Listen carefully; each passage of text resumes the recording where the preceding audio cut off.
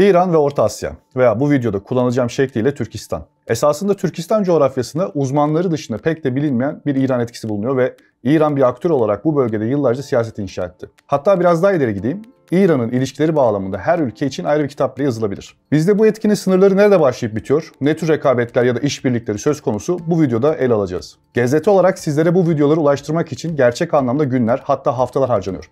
Şu an bu kameraların arkasında kocaman bir ekip özenle bu videoları her gün sizinle buluşturmak için canla başla çalışıyor. Sizler de bu videoyu beğenip kanala abone olup son olarak da bildirimler açarsanız bizleri çok mutlu edersiniz. O zaman hazırsanız Türkistan coğrafyasına ve İran'a biraz daha yakından bakalım. GZT 10-10 başlıyor.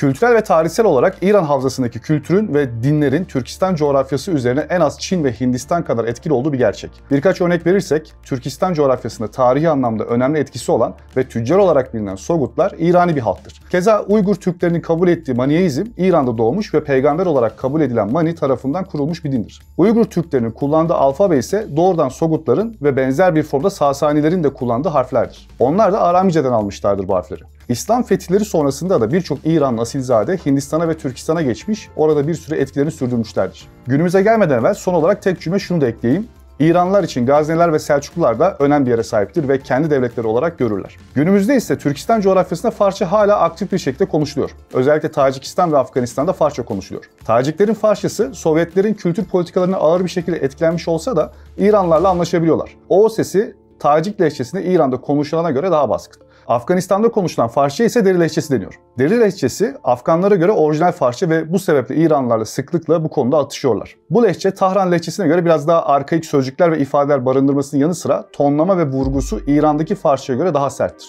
Bu yüzden İranlılar bu lehçeyi kaba bulurlar. Kırgızca'da, Kazakça'da, Özbekçe'de ise sayısız Farsça kökenli sözcük, ifade ve atasözü vardır. Örneğin bu dillerdeki haftanın günleri Farsçadır. Bir başka örnek verelim. Farsça'da kuğuçe kelimesi sokak anlamına gelir ve bütün bu dillerde de sokak için bu sözcük kullanılır. Buna daha çokça örnek verilebilir. Burada anlatmak istediğim şey İran içerisindeki bir grup İran'ın bahsi geçen tarihsel ve kültürel etkisi üzerinden bir siyasi algı ve inşa yapmaya çalışıyor. Bu ülkelerle ilişkilerde bu kültürel bağları geliştirecek ortaklıklar için bir zemin olarak görüyorlar. Bütün bu anlatılanlar dışında bir de sahadaki gerçekler var. İran içerisindeki bu anlatının Türkistan'da bir alıcısı olduğunu söylemek zor. Ancak reel politik anlamında da İran'ın avantajı olan bazı noktalar var.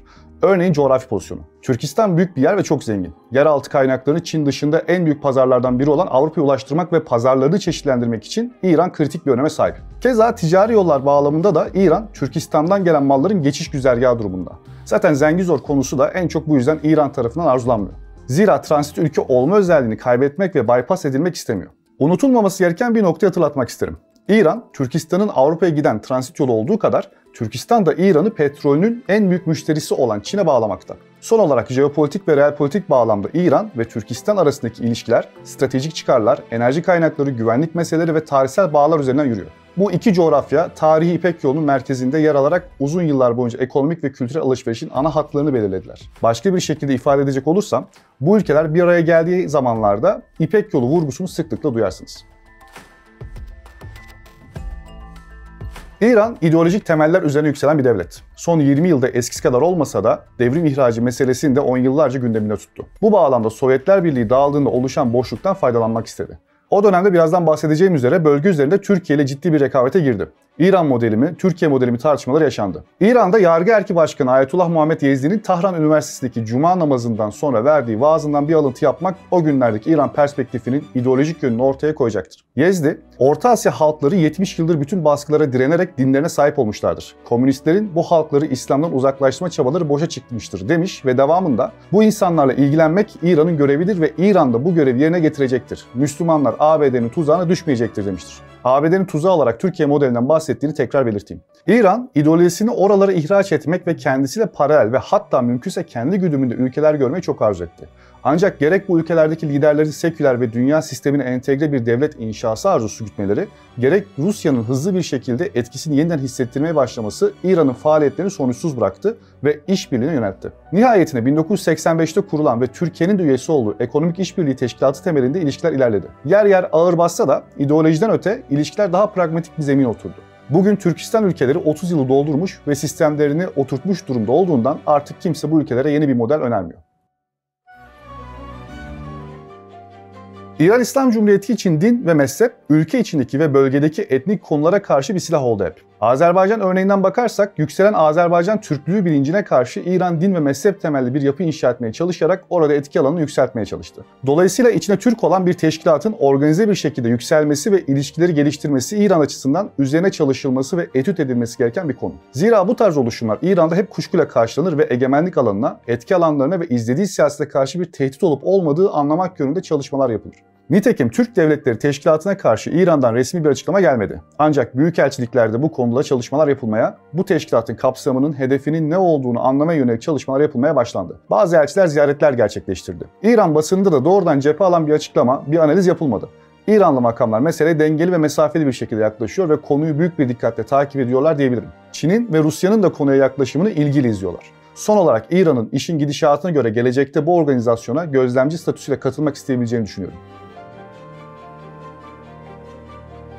İran, jeopolitik konumu itibariyle dikkatli bir siyaset yürütmeye mecbur bir ülke. İran'ın jeopolitik açmazlarını ve avantajlarını anlamadan İranlı karar vericilerin reflekslerini doğru okumak zor. İran, etnik ve dini olarak karmaşık bir yapıya sahip ve bazı gruplar din ve mezhep bağlamında bir araya gelirken bazı gruplar İran üst kimliğinde buluşuyorlar. İran bu konuda büyük ölçüde başarılı.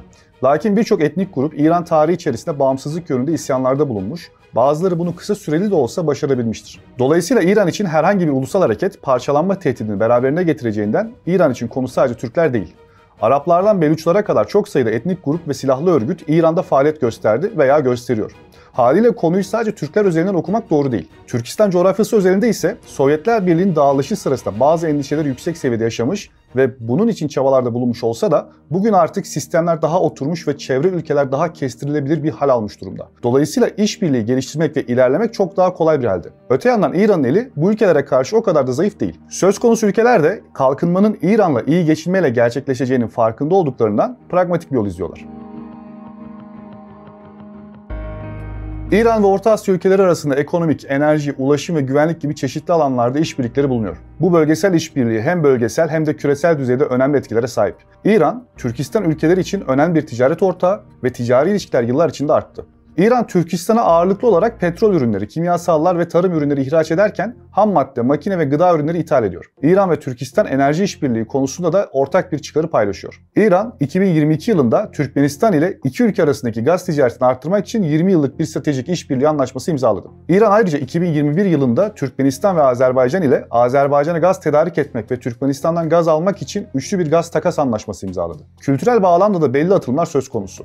Üniversiteler, kültür merkezleri, ortak kültür programları gibi sayısız faaliyetler icra ediliyor. Bu sorunun en kestirme yanıtı evet var. Ancak konuya biraz daha yakından bakmakta fayda var. Şöyle ki son yıllarda İran, doğuya bakış politikasının bir parçası olarak Türkistan ülkeleriyle aktif bir şekilde savunma ve askeri işbirliği arayışına girdi. Bu politika özellikle Batı ile artan gerginlikler karşısında bölge ile ekonomik, siyasi ve güvenlik bağlarını güçlendirmeyi amaçlıyor. Başka bir deyişle İran, kendisini izolasyon politikalarıyla yalnızlaştırmak isteyen Batı'ya karşı işbirliği alanlarını geliştirip derinleştirerek kendisine alan yaratıyor. İran ile Türkistan ülkeleri arasında askeri ittifak gerektirecek kadar derinlemesine bir tehdit henüz yok. Bu yüzden bu ilişkiler daha çok karşılıklı iyi niyet ve dostluk ilişkileri temeline okunmalı. Başka bir şekilde ifade edeyim, İran, geçmişte aralarında Kazakistan, Kırgızistan ve Tacikistan'ın da olduğu birçok Türkistan ülkesiyle ortak askeri tatbikatlar yaptı. Ancak bu tatbikatlarda genel manada terörle mücadele, sınır güvenliği ve afetlere müdahale konularına odaklanıldı. Keza İran, Türkistan coğrafyası ile sınırdaş. Az önce de bahsettiğim üzere özellikle Afganistan'da devam eden çatışmalar ışığında bölgesel istikrarın korunmasını bütün ülkeler için ortak çıkarlar söz konusu. İran'ın ürettiği silahları Türkistan ülkelerine sattığı biliniyor ki Tacikistan'da bir drone fabrikası kurulmuş durumda. İstihbarat anlamında ise İran yine terörizm ve uyuşturucu kaçakçılığı ile mücadele için çeşitli Türkistan ülkeleriyle istihbarat paylaşımı anlaşmaları yaptı. İran, özellikle Rusya'nın Ukrayna'ya odaklanmasının ardından değişen jeopolitik ortam ışığında Türkistan ülkeleriyle ekonomik bağlarını ve işbirliğini güçlendirmek için aktif olarak çaba sarf ediyor. İran'ın çabaları kısmen Batı yaptırımlarına karşı koyma ve bölgede artan ticaret ve bağlantılar yoluyla ekonomisini çeşitlendirme arzusundan kaynaklanıyor. Şanghay İşbirliği Örgütü'nün daimi üyesi olması ve Avrasya Ekonomik Birliği ile serbest ticaret anlaşmasını 2025 yılına kadar uzatması, İran'ın Türkistan ile ticari faaliyetlerini arttırma yönelik önemli adımlar. Ayrıca Hindistan'ı Orta Asya ve Afganistan'a bağlayan Çabahar Limanı'nın stratejik önemi, İran'ın deniz ekonomisini ve ticaretini genişletme arzusunun bir yansıması. Bu rota İran'ın Türkistan pazarlarına alternatif erişim sunuyor ve İran'a uluslararası sulara doğrudan erişim sağlıyor. İran'ın Orta Asya ülkeleriyle ilişkileri, üst düzey ziyaretlerin gerçekleşmesini ve ulaşım, enerji, yatırım, turizm ve güvenlik gibi alanlarda çeşitli işbirliği anlaşmaların imzalanmasını sağladı. Kazakistan, Tacikistan ve Türkmenistan ticaret yollarını güneye doğru genişletmek amacıyla İran ile önemli bir etkileşim içerisinde. Bu ülkeler, İran'ın Bender Abbas ve Çabahar gibi liman şehirlerinin kullanımı da dahil olmak üzere İran'ın stratejik konumundan faydalanmayı hedefliyorlar. Bu işbirliği Kazakistan, Türkmenistan, İran demiryolu bağlantısı gibi bağlanabilirliği ve ticaret akışını artıran projelerle ticaret yollarını çeşitlendirmeyi ve enerji tedarikini sağlamayı amaçlıyor. Öte yandan İran'ın Türkiye, Çin, Rusya gibi aktörlerin olduğu bir ortamda Türkistan'da tek başına ve işbirliği yapmaksızın hareket etmesi olası değil. Toparlayacak olursam, İran ve Türkistan ülkeleri arasında ciddi bir ekonomik potansiyel söz konusu. Ancak bu potansiyel ideolojik yaklaşımlar olmadığında ortaya çıkabilir. Türkistan'da Şii Müslüman topluluklar var. Ancak bölgedeki Sünni Müslüman çoğunluğa kıyasla azınlıktalar. Türkistan'daki Şii topluluklar genel olarak iki ana gruba ayrılabilir. İlki İsmaililer. Bu grup özellikle Tacikistan'da, özellikle de nüfusun önemli bir bölümünü oluşturdukları Dağlık Bedeşşan özerk bölgesine yaygın. Türkistan'daki İsmaililer Aha'nın takipçileridir ve İslam'ı ılımlı bir şekilde yorumlamalarıyla bilinirler. Bölgede köklüdürler. Diğer grup ise 12 İmam Şiileri. Bu grup Türkistan'da nispeten daha az öne çıkmaktadır. Ancak bölge genelinde küçük topluluklar halinde bulunuyorlar. Pakistan'da da önemli ölçüde bir Şii nüfus bulunduğunu belirtmek gerekiyor. Nüfusun yaklaşık %15 ila %20'sini oluşturmakta. Bu da 33 ila 44 milyon insana tekabül ediyor. Türkiye ile İran'ın Kafkasya ve Türkistan'da girdikleri rekabetin iki boyutu var. Birincisi, yeni kurulan bu devletlere bir model olma rekabeti. Buna göre İran'ın bölgeye kendi rejimini ihraç etmeye çalışacağını düşünen batılı çevreler, İran modeline karşı laik, demokratik ve serbest piyasa ekonomisini benimseyen Türkiye modelini desteklemişlerdir. İkincisi ise bölge ülkeleri ile siyasi, ekonomik ve kültürel ilişkilerin geliştirilmesi suretiyle bölgesel nüfuz alanlarının oluşturulması için rekabet edilmesidir. İki ülkenin de bölgeye oldukça güçlü bağları bulunuyor. Şöyle ki her şeyden önce Türkiye'nin Türkiye Cumhuriyetlerle soybağı var ve bu cumhuriyetler İran'ın aksine Sünni. Buna karşın videonun başında söylediğim gibi İran'ın bölgeyle ciddi tarihsel bağları var.